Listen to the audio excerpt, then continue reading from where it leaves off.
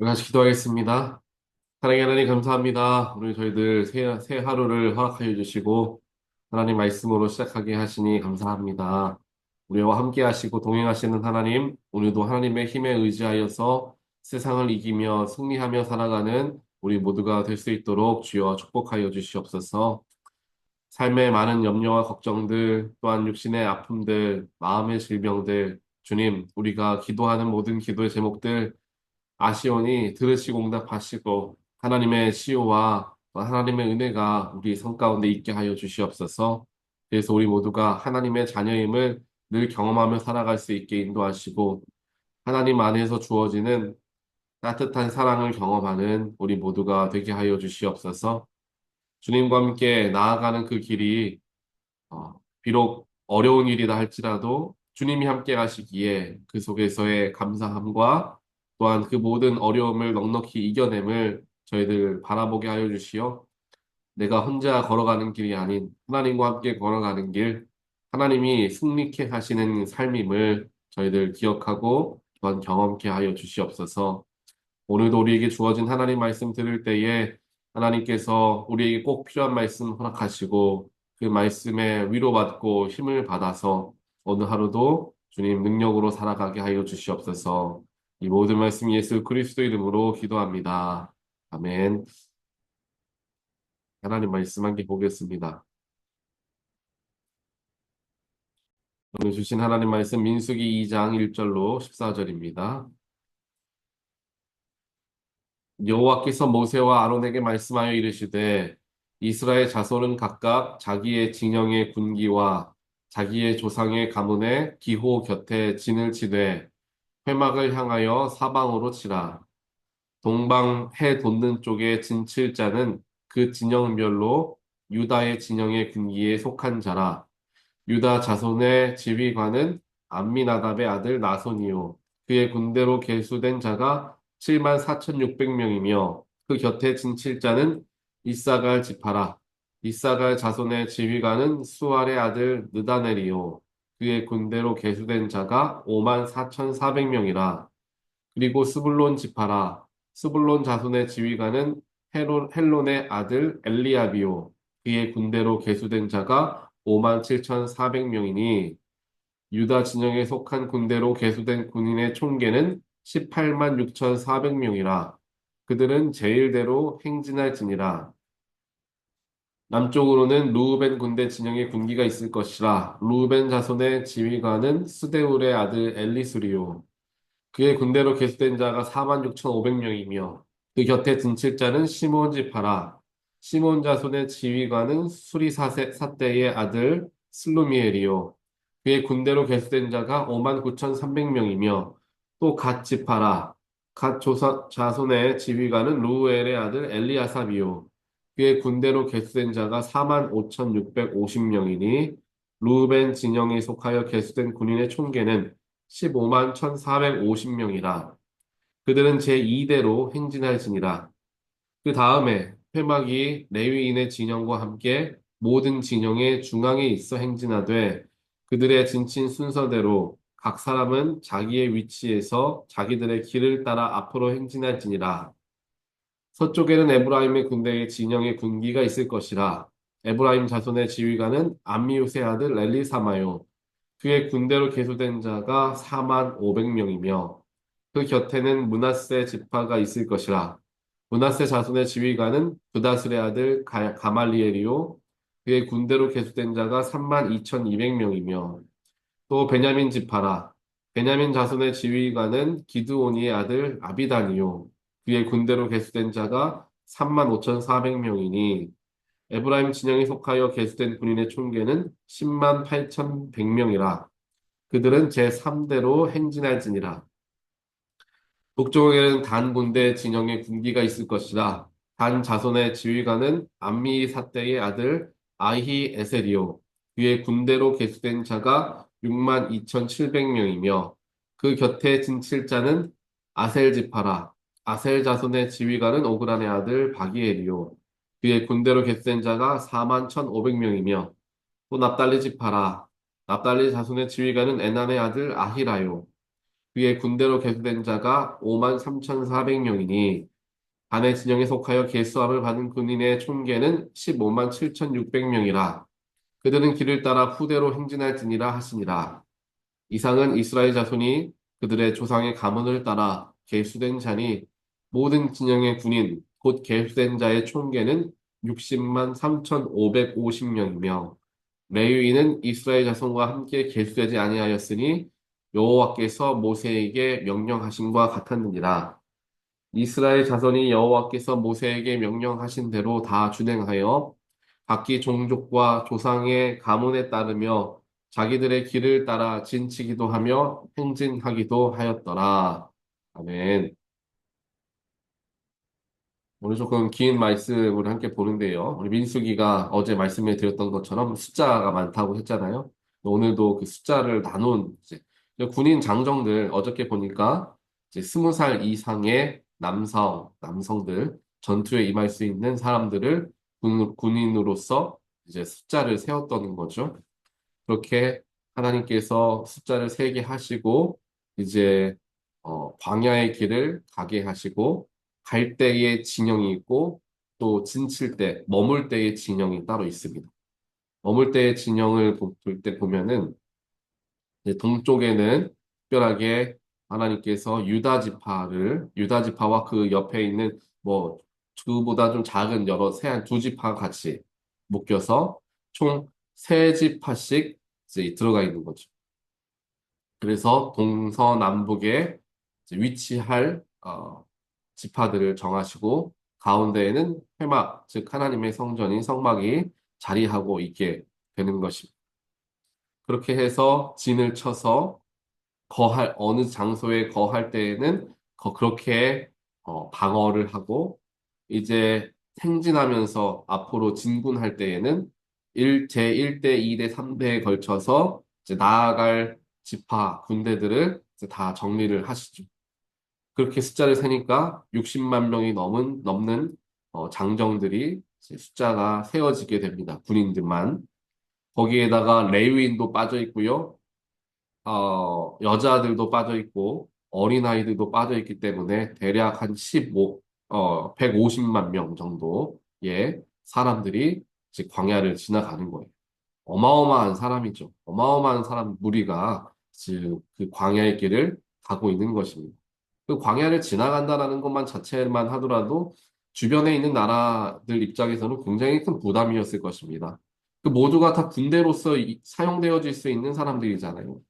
대부분의 나라들은 자기의 정착지를 가지고 전쟁이 나면은 거기에서 차출돼서 사람들이 나와서 전쟁을 하는데 이스라엘 사람들은 전체가 다 이렇게 몰려서 다니니까 여자고 뭐 남자고 할 것 없이 다 이제 군인처럼 느껴졌을 거예요.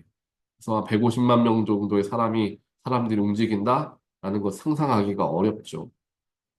또 더 나아가서 그런 사람들이 어, 질서정연하게 거기를 따라서 가고, 진을 치고, 앞으로 행진하고, 이 모든 것이 어떻게 가능할까 잘 상상이 되지는 않습니다. 하지만 하나님께서는 이스라엘 백성들을 그렇게 부르셨고, 그렇게 인도하시는 분이셨죠. 그리고 오늘 말씀의 마지막에 나와 있는 것과 같이 이스라엘 백성들은 하나님께서 명령하신 대로 다 준행했다라고 성경의 말씀은 기록을 하고 있습니다. 그래서 하나님 말씀의 모든 것을 준행하였다. 하나님의 말씀대로 행동했다라는 것을 의미하죠. 하나님 말씀에 순종할 줄 알았던 이스라엘 백성들, 그 숫자가 비록 크고 많은 수였지만 하나님께서 그들을 붙드시고 그들을 질서 있게 인도하셨던 그 광야의 길들, 그리고 그 길이 뭐 1년, 2년 정도가 아니라 40년의 기간 동안 그 광야 길을 가게 하셨던 그 하나님과 이스라엘 백성들의 그 모든 여정들을 생각해 보면 정말 대단하다라고 생각할 수밖에 없는 그러한 상상을 해보게 됩니다. 특별하게 오늘 말씀을 통하여서 우리가 한번 생각해 볼 수 있는 것은 이스라엘 백성들에게 하나님께서 명령하셨을 때 어제 말씀 제목이 이제 성전 중심의 삶을 사는 것에 대해서 말씀드렸는데 오늘도 그 성전, 즉 성막이 진의 가장 가운데에 있고 그 진으로, 그 성막을 중심으로 동서남북으로 진을 치게 되죠. 즉, 모든 백성들이 성막에 다 가까이 닿아 있는 것입니다. 성막이 한쪽으로 치우쳐 있다고 한다면 가까운 지파가 있고 먼 지파가 있을 것 아닙니까? 하지만 그것이 아니라 성막이 가운데 있었기 때문에 누구든지 다 똑같은 위치와 거리에서 성막을 바라볼 수 있었고 하나님께 제사할 수 있었다라는 것을 우리가 알게 됩니다. 그래서 그들의 모든 삶의 중심, 또 그들의 여정의 중심은 하나님 한 분이셨기 때문에 성막을 가장 중심으로서 그들을 놓고 하나님께서도 그렇게 이스라엘 백성들을 가르치셨고 이스라엘 백성도 그 하나님의 말씀에 준행했던 그 모습을 보게 되는 것입니다. 이와 같이 우리가 이스라엘 백성들에게 있어서 광야의 길을 간다라는 것은 알지 못하는 길을 걸어가는 것을 의미합니다. 그들이 지금과 같이 무슨 지도가 있는 것도 아니고 GPS가 있는 것도 아닌데 그 광야의 길을 어떻게 따라갈 수 있겠습니까? 그리고 광야길이라는 게 어디로 가면은 뭐 어디를 가든지 먹을 음식도 없고 마실 물도 없는데 150만 명이라는 사람들이 길을 잠깐이라도 잘못 들게 되어서 헤매거나 또 거기에서 어려움을 당하게 되면 그걸 추스리는 게 굉장히 어려웠을 거예요. 수가 너무 많으니까 잘못 들어간 길을 되돌아 나오는 것도 힘들 것이고 또 거기에서 문제가 하나 생겼을 때 그 문제를 해결하는 것도 어려울 것이며 또 이제 가려고 하는데 어느 지파에 문제가 있다, 저기 지파에 문제가 있다, 뭐 소리를 듣다 보면 앞으로 한 걸음도 나아갈 수가 없겠죠. 어찌 보면 그렇게 생각할 수 있을 것 같습니다. 만약에 이스라엘 백성들이 적은 수였다, 뭐 몇천 명밖에 되지 않았다라고 한다면 그 광야길 더 쉽게, 더 빨리 지나갈 수도 있었을 거예요. 하지만 숫자가 더 너무나 많다 보니까 그 길을 가는 것조차도 너무나 어려운 거죠. 그렇게 힘들게 걸어가야만 하는 그 광야의 길. 그들이 앞을 알지 못하고 어떻게 가야 할지조차도 모르는 그 광야길을 길에서 의지할 분은 하나님 한 분밖에 없었던 것입니다. 그래서 하나님께서 그들에게 먹을 양식도 주시고, 물도 주시고, 고기도 주시면서 그들을 먹이시고, 그들을 낮에는 구름 기둥으로, 밤에는 불 기둥으로 그들을 인도하여 주시죠. 그 모든 일들을 통하여서 하나님과 이스라엘 백성들의 관계가 정말 밀접하게 쌓이게 됩니다. 저는 그렇습니다. 광야의 시간대에 유대인들이 하나님과의 관계가 가장 가까워지는 훈련의 시간이었다라는 생각을 하게 됩니다. 이집트에 있을 때, 이집트에서 노예로 살아갈 때나 혹은 이제 가나안 땅에 들어가서 이스라엘이라는 왕정 국가를 세울 때나 이럴 때에는 아무래도 하나님과 직접적으로 연결되어져 있는 것은 뭐 선지자라든지 왕이라든지 나라를 이끄는 리더들이라든지 이런 사람들과 하나님이 더 깊이 연결하시고 이스라엘 백성들은 각자의 자리에서 마치 지금 우리들과 같이 맡겨진 직업들과 일들을 감당하며 살아갔을 거예요. 그러니까 조금 멀게 느껴지죠. 하지만 광야에서는 어떻습니까? 자기가 무슨 뭐 맡아서 일을 해야 될 게 있으면 뭐가 있습니까? 그저 하나님 말씀 따라서 전진하고 또 멈추고 이런 일들을 하는 거잖아요. 그러다 보니까 더 일상과 가까이 맞닿을 수 있을 수밖에 없는 그러한 삶을 40년간 보내며 어찌 보면 가나안 땅에서의 삶을 준비하는 훈련의 기간이었다라고 우리는 생각해 볼 수 있습니다. 그렇게 유다 백성들, 이스라엘 백성들이 하나님께 훈련되어지는 그 광야 길에 그들에게 있어서 가장 중심은 하나님이셨다라는 것을 바라보고 생각할 때 우리에게도 이 광야와 같은 어려운 순간들을 경험하고 걸어가야 할 때 우리는 세상을 의지하거나 혹은 나를 의지하거나 혹은 사람을 의지하는 것이 아니라 하나님을 의지할 수 있고 하나님을 바라볼 수 있으며 하나님을 내 중심에 모시며 살아가려는 노력을 어려울 때 더 기울여야 함을 우리는 기억해야 한다라는 것입니다. 우리가 어렵고 뭔가 삶의 불확실성을 느끼게 될 때, 즉 두려움을 느끼게 될 때, 오히려 우리는 헛된 것에 마음을 빼앗기는 경우가 있습니다. 내 앞날이 불안하니까 내가 지금 조금 더 열심히 일해서 돈을 더 많이 벌어놔야지. 내가 더 뭘 준비해야지. 내가 더 어떻게 해야 되지. 그러니까 더 시간이 없어지고 더 내가 하나님께 나아갈 기회가 사라지게 되는 거예요.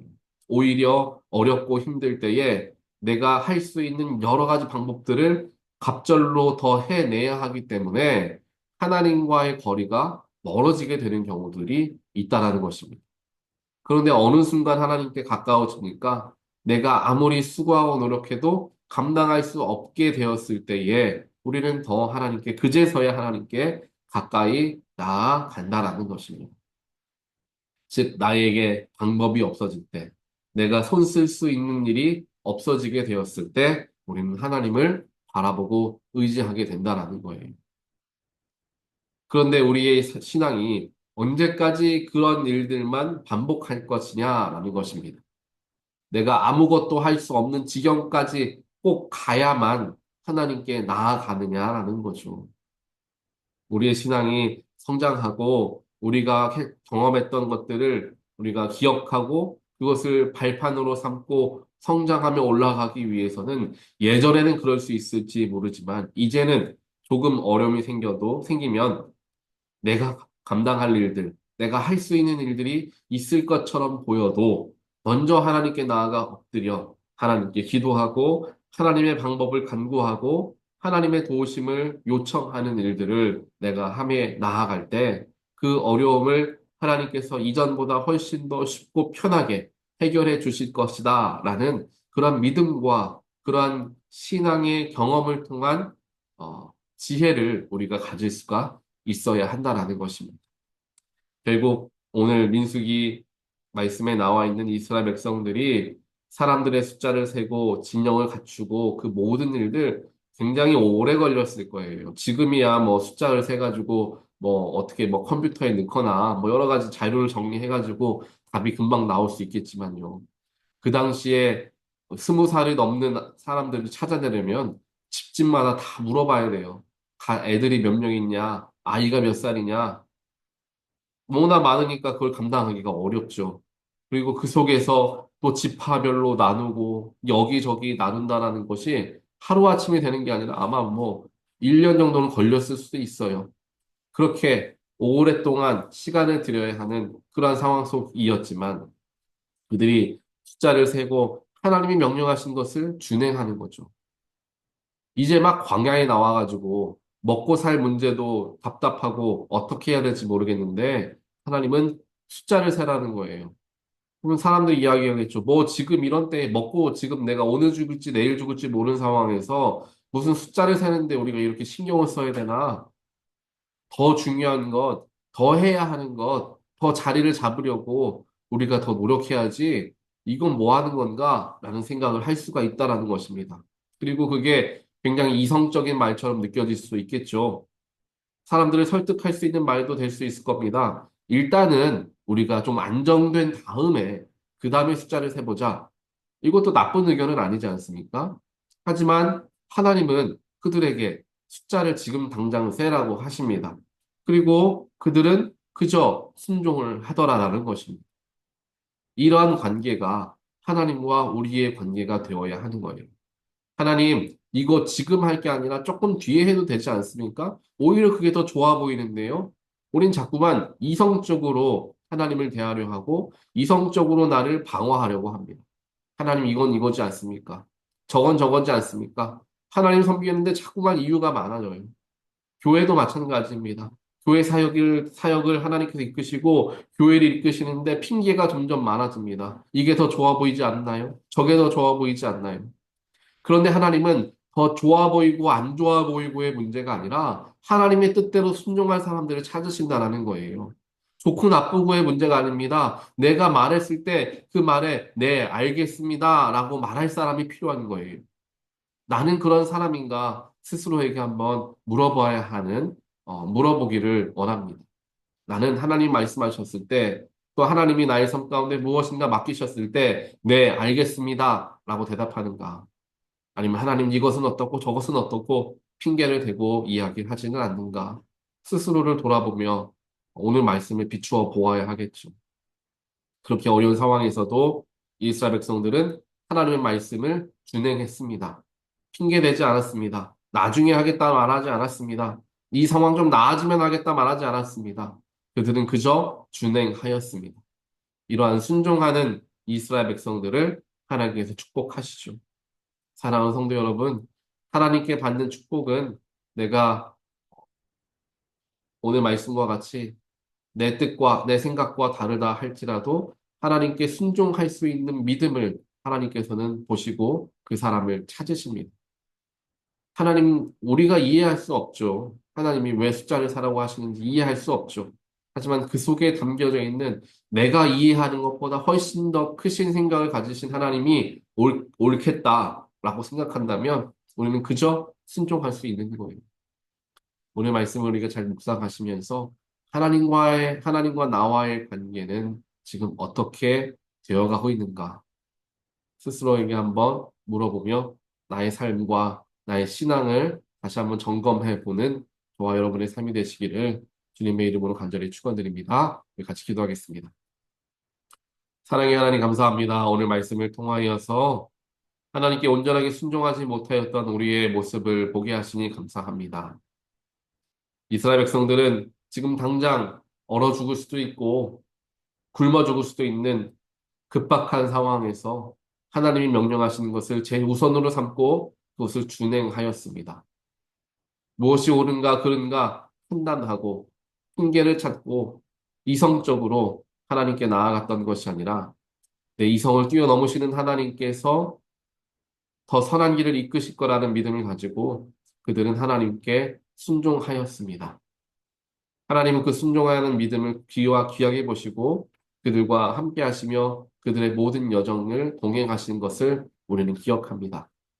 하나님 때로는 내 이성이 너무 앞서지 않게 하시고 하나님의 명령에 먼저 순종할 줄 아는 순수한 믿음과 신앙을 우리에게 허락하여 주시옵소서.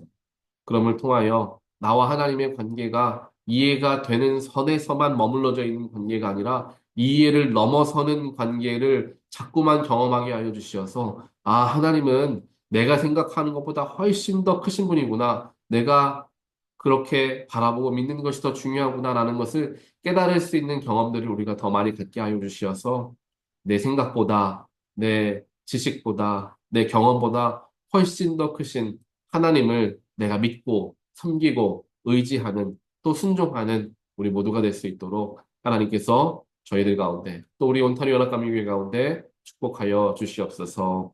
이 모든 말씀 예수 그리스도 이름으로 간절히 기도합니다. 아멘.